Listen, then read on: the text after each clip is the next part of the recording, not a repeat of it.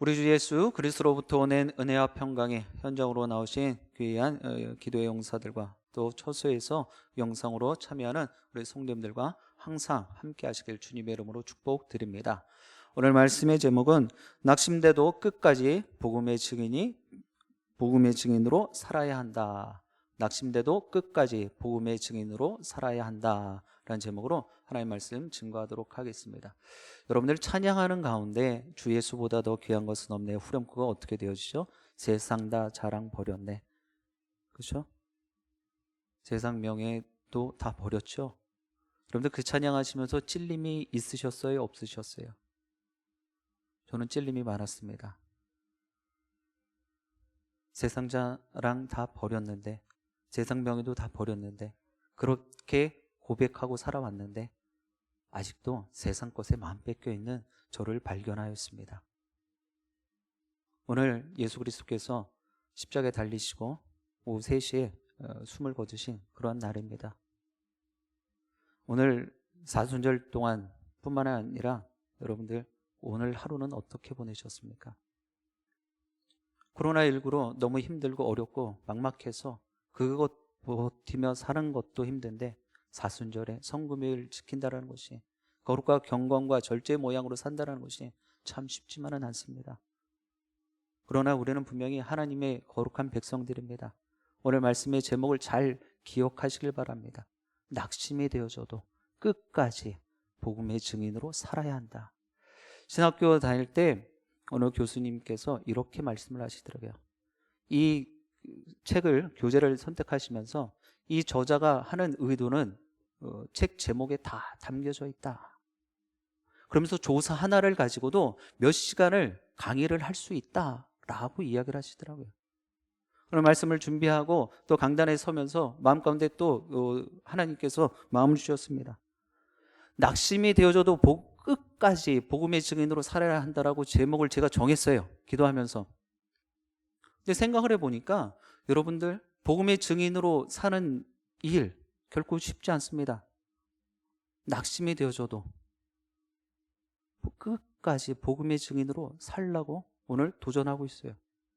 그런데 우리는 끝까지는커녕 낙심이 되어지면은요, 교회 일도 제대로 봉사 안 하는 것이 우리의 모습이에요. 마음 상하잖아요. 나 봉사 안 하겠다라고 그래요. 교회 안 가겠다라고 그래요.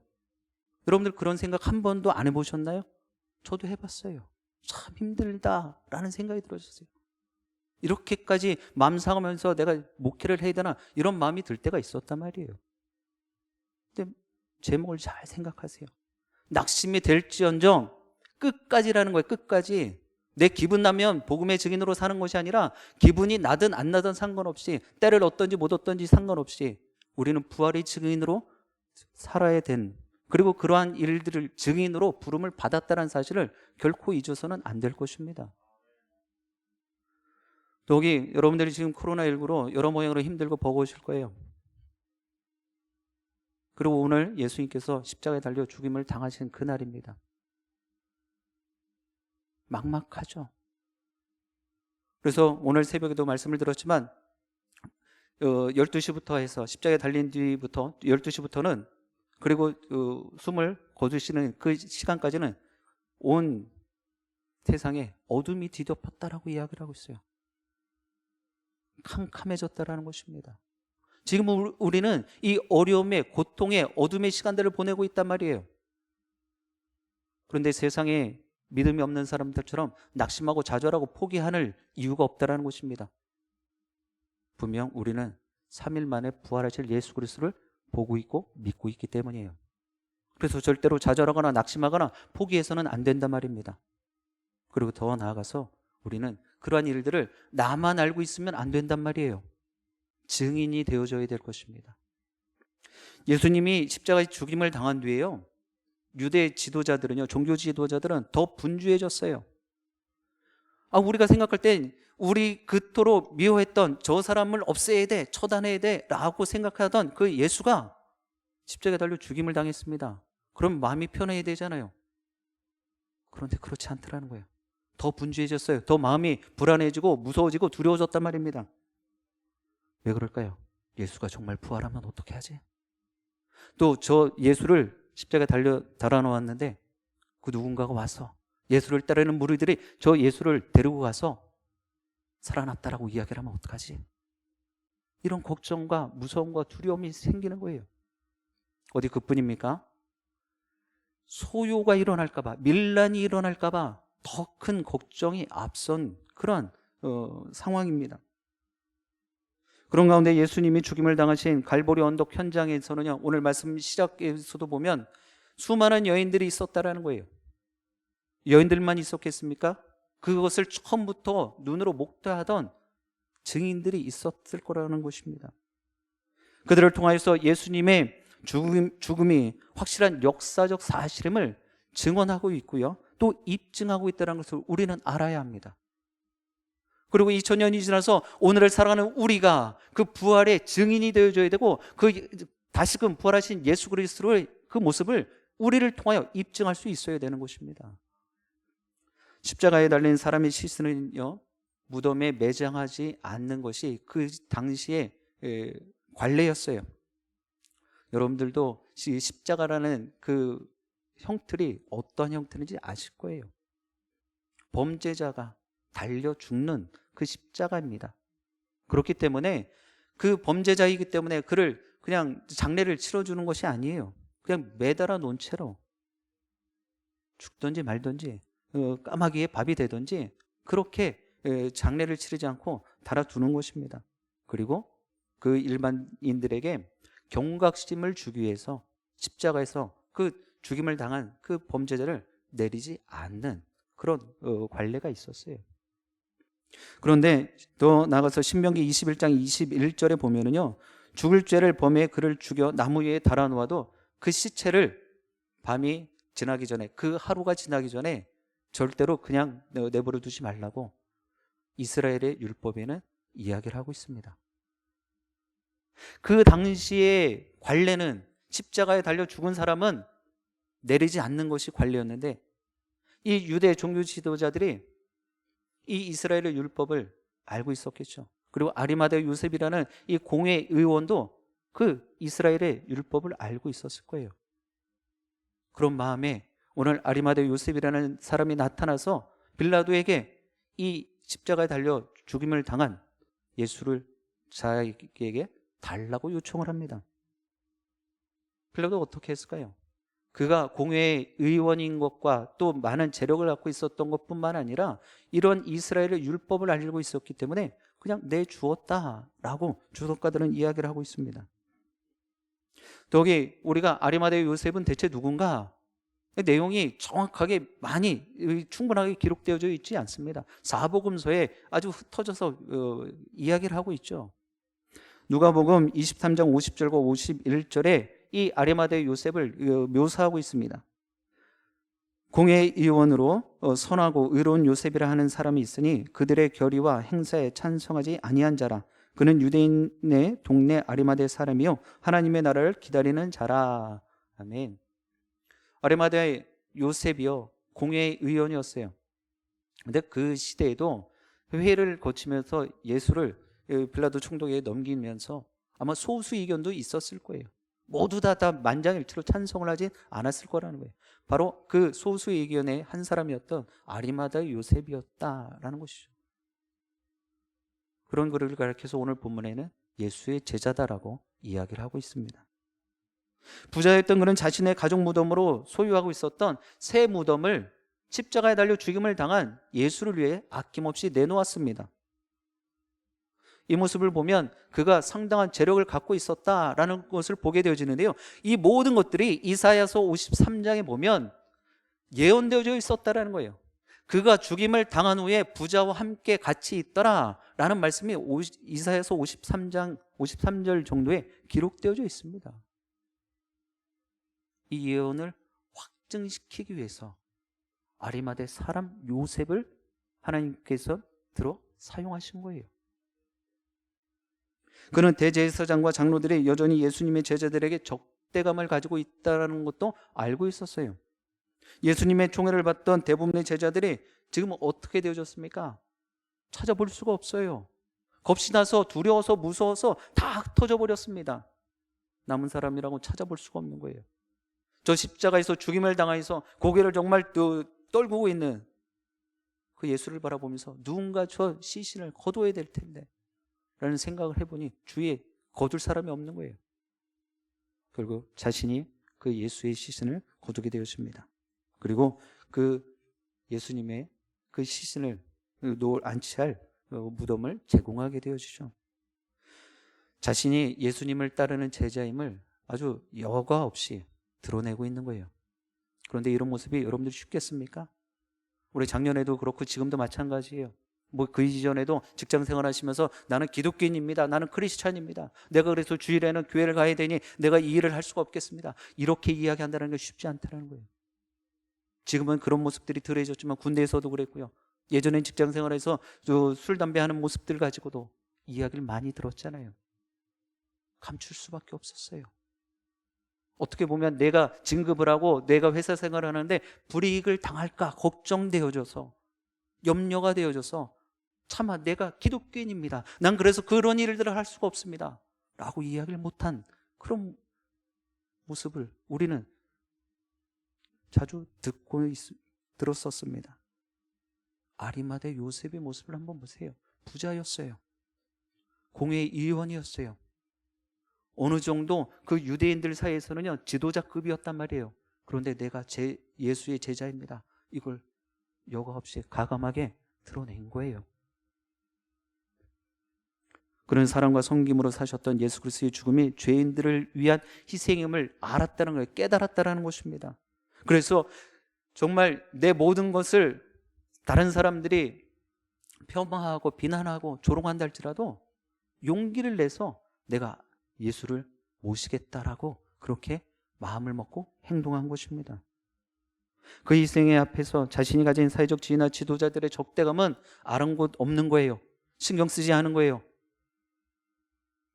왜요? 이 모든 어려움들의 끝은, 모든 것을 완결은 하나님이 계획 가운데 예수 그리스도가 다시금 부활할 것이다 라는 것을 그는 믿고 있었기 때문입니다. 자신이 주님의 제자임을 고백하는데 전혀 문제가 되지 않았어요. 장애가 되지 않았단 말입니다. 아리마대 요셉을 통해서 보듯이 예수님의 대속의 죽음을 개인적으로 깨달은 사람들은요 담대함이 있어요. 믿음의 용기가 있는 것입니다. 그래서 세상 한복판에서도 예수 구원, 불신 지옥 이렇게 선포할 수 있는 거예요. 예수 그리스도밖에 영생이 없습니다 라고 선포할 수 있는 것입니다. 여러분들 코로나19가 모든 것을 다 어렵게만 했다라고 이야기들 하지요. 그렇습니다. 저도 그렇게 생각을 했어요. 근데 또 어떤 분들은 제가 이렇게 얘기하면 목사님은 성장주의 그런 목회를 하고 계십니까?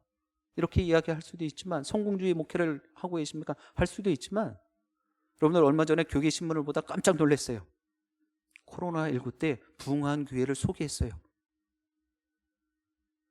월드 행복 비전 교회예요. 성남에 있는 교회인데 코로나19 터지기 2019년 전까지는 300명, 400명이 모였대요. 500명이 안 됐대요. 근데 올 2월 달에 교인 수가 1200명이 넘었대요. 1년 동안 안에 50% 이상이 부흥을 한 거예요. 아니 코로나19에 문을 안 닫은 것만 해도 감사해야 되는데 우리 교회 성도 지켜낸 것만 해도 감사해야 될 터인데 그 교회는 대체 무슨 일이 있어서?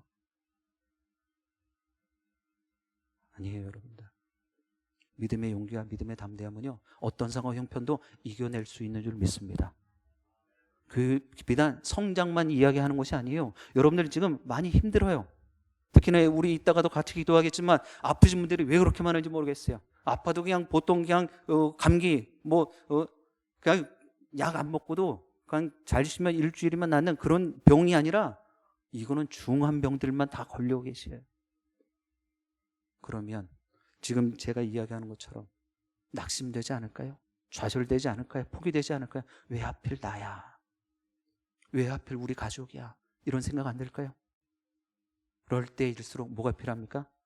이 어둠의 모습들이 있지만 믿음의 담대함을 갖고 있으면 좌우로 치우치지 않는다는 거예요. 흔들리지 않는다는 거예요. 더욱더 하나님께서 지키시고 보호하시고 하나님께서 손대주시면 분명히 고침받고 더 이전의 모습보다 더 좋은 모습으로 나는 하나님의 일을 감당할 수 있다라는 그런 믿음의 용기가 또 고백이 될 줄 믿습니다. 믿음은 이런 거예요. 또 이야기하지만 히브리서 11장 1절의 말씀을 여러분들 믿으십니까? 믿음은 바라는 것들이 실상에 보이지 않는 것들의 증거다라는 거예요. 내 육신의 강건함은 지금 없지만, 내 가족의 문제가 아직 해결되지 않았지만 이미 해결된 줄 믿고 다시금 강건케 되어진 줄 믿고 기도하고 나가는 거예요. 그것이 믿음이에요. 여러분들, 그래서 기독교의 장례가 치러지면 여러분들 슬픔과 애통함은 빨리 거두셔야 되는 거예요. 이 어렵고 힘든 정말 풍파 속에서 하나님의 영원한 안식이 있는, 평안이 있는, 기쁨이 있는, 희락이 있는 저 천국에서 영생을 살게 되어진 것 가지고 우리는 기뻐할 수 있어야 되는 거예요. 이 땅의 삶이 천국의 모형이 되어야 될 줄 믿습니다. 우리는 지금 사순절의 마지막 막바지, 마지막 날을 이제 내일 되면 보내게 되어져요. 그 가운데서도 우리의 심령은요, 거룩과 경건과 절제의 모양을 가져야 되지만 심령만큼은 하나님이 다시금 부활하신다라는 기대와 소망과 기쁨이 있어야 될 줄 믿습니다.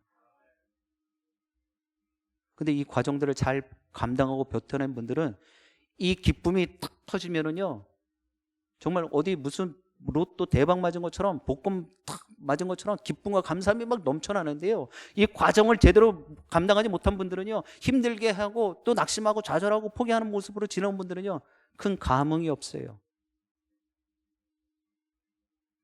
여러분들, 아파 보신 분들은 건강의 소중함을 알잖아요. 그리고 회복되어지잖아요. 그만큼 큰 기쁨과 감사가 없어요. 얼마 전에도 전화 신방을 하면서 그런 이야기를 했어요. 지금의 모습, 이전에는 상상할 수도 없었을 테고인데, 그렇잖아요. 여러분들, 육신의 연약함이 있는 분들, 어디 날 때부터 아프신 분들도 있지만 보통 중간에서부터 아프신 분들이 더 많잖아요. 그런데 그 전에는 몰랐단 말이에요. 그냥 내가 잘하고 내가 조심하면 다 잘 될 줄 알았죠. 그러나 그렇지 않더라는 거예요. 하나님이 지켜주셔야, 하나님이 보호해 주셔야 하루하루가 무탈하게 지나갈 수 있다는 거예요. 그런데 지금의 연약함이 있다 할지라도, 우리의 삶의 문제가 내 앞에 놓여져 있다 할지라도, 그러면 내가 하나님을 향한 마음이 변치 않는다면 충분히 감당할 수 있다는 거예요. 이것마저도 감사할 수 있게 되어지는 거예요. 더 할 수도 있었잖아요. 코로나19 나면서 제 마음 가운데 아주 확 와닿았던 문구가 있었죠. 내가 직접 쓰지 않는 마스크를 쓰지 않으면 누군가가 나에게 마스크를 씌워준다는 거예요. 여러분들, 하나님께서는 여러분들을 분명히 지키시고 보호하고 계시는 줄 믿습니다. 그런데 내 입장에서 보니까 하나님의 뜻이 이루어지고 있는데 내 생각이 내 뜻이 이루어지길 바라고 있으니까 모든 것이 다 힘들게 여겨지는 거예요. 아리마대의 요셉을 마음 가운데 잘 새기실 수 있길 바랍니다. 요셉을 통해서 보듯이 예수 그리스도의 대속의 죽음은 개인적인 깨달음이 있었기 때문에 그 모든 것들을 감당할 수 있었다는 거예요.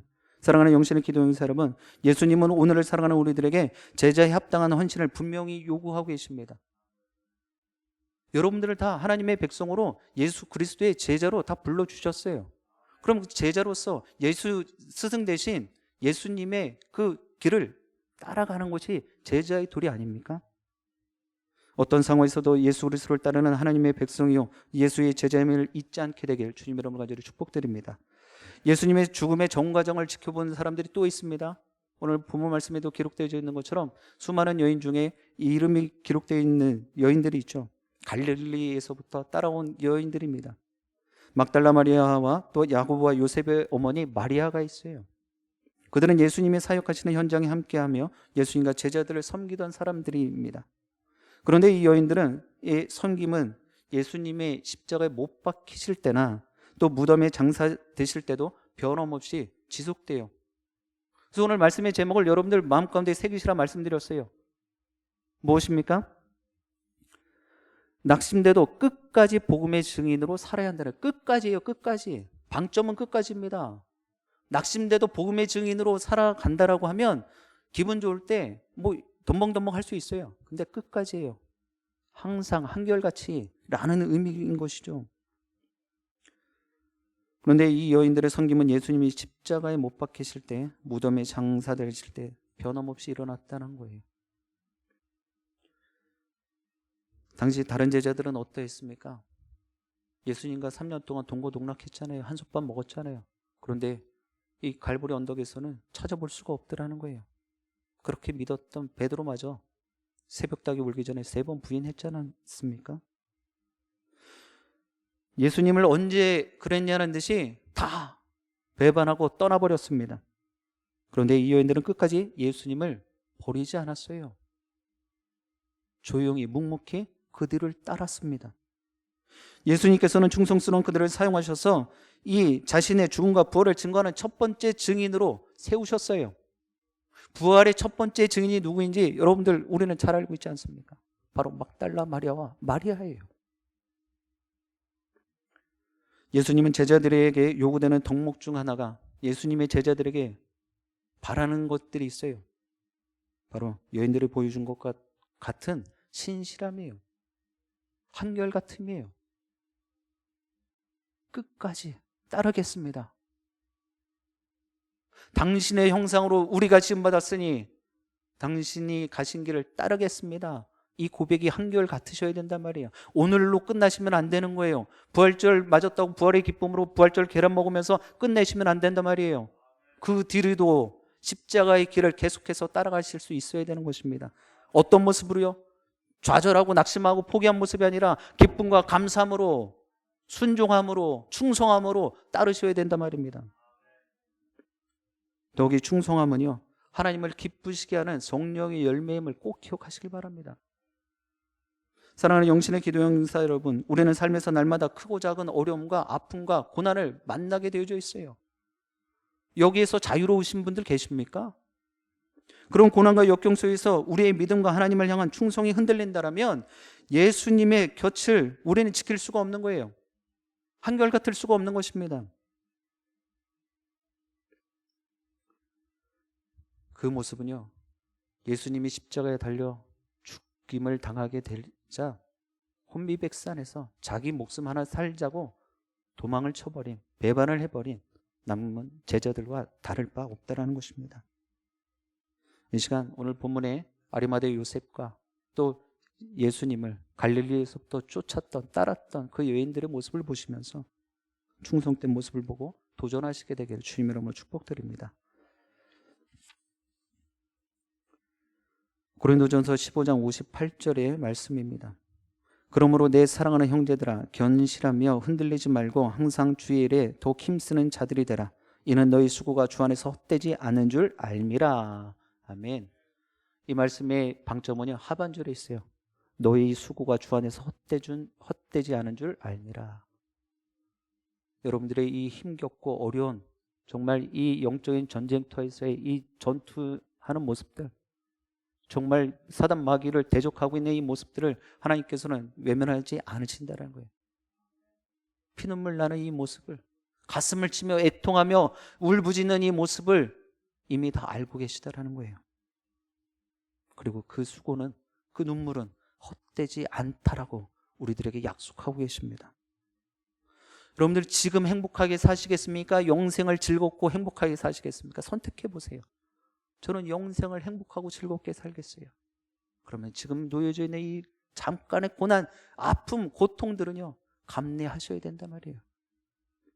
부활하신 예수님이 가장 먼저 신실하신 여인들을 만나주신 것처럼 지금도 주님은 자신을 신실하게 따르는 제자들에게 하나님의 임재와 영광을 분명하게 보여주실 줄 믿습니다. 오늘 이 밤이 그런 하나님의 영광과 임재를 보게 되는 놀라운 은혜의 밤이 되는 줄 믿습니다. 사랑하는 영신의 기도 영사 여러분, 예수님이 십자가에 죽으시고 무덤에 매장되는 그 모든 순간을 빠짐없이 함께한 사람들이 분명히 있어요. 그들을 통하여 오늘까지 부활이 증언되어져 있는 것입니다.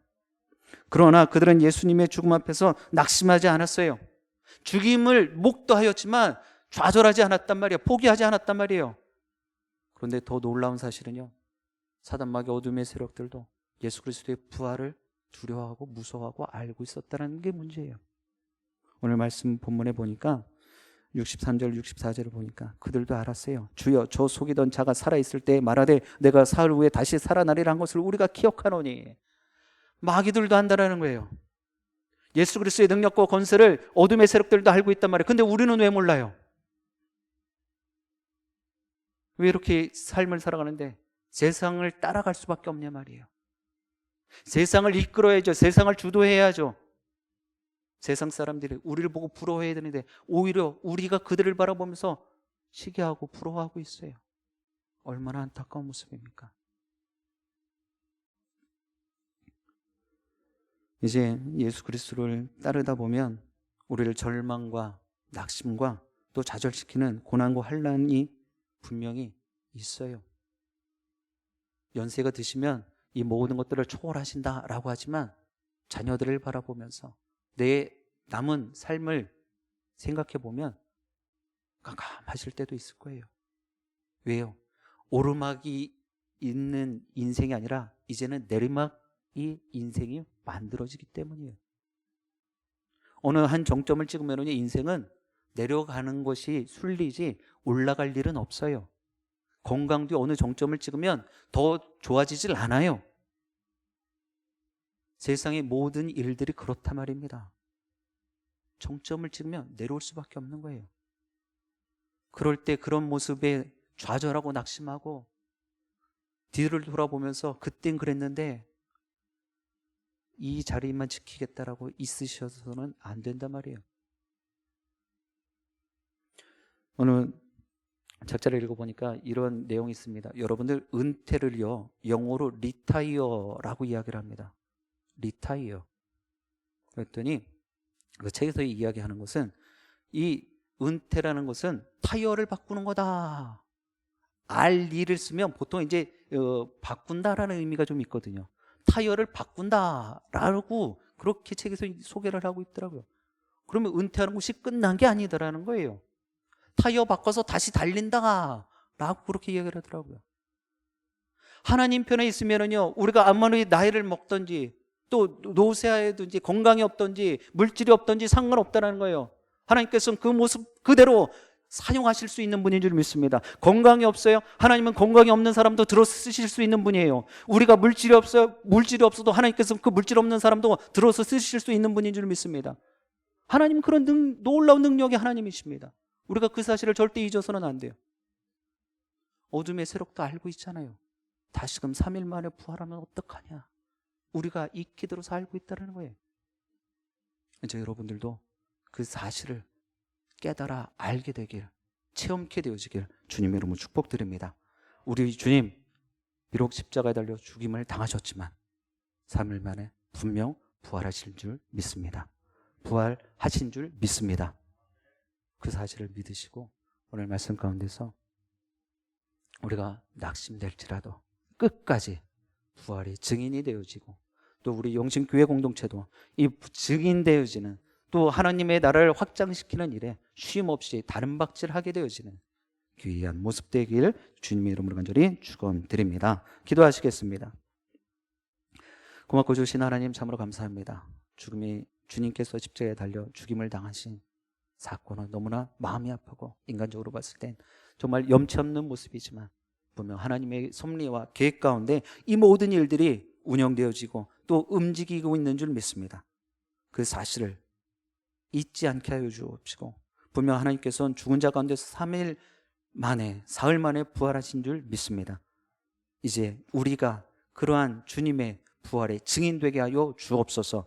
믿음의 담대함 갖고 세상의 시류에 흔들리지 않게 하여 주시고 마음 뺏기지 않게 하시고 내가 갖고 있는 것 가지고 하나님께서 나를 들어 사용하시며 나는 능치 못할 일이 없다라는 그런 귀한 믿음의 고백 있게 하여 주시옵소서. 육신의 강건함이 없습니까? 또 내가 주인 것이 없습니까? 하나님 육신에 강건함이 없을지라도 강건한 자들을 부끄럽게 하실 수 있는 분인 줄 믿사오니 있는 것 가지고 하나님의 영광을 위해 남은 삶을 살게 하여 주옵소서. 예수 그리스도의 이름으로 기도드립니다. 아멘.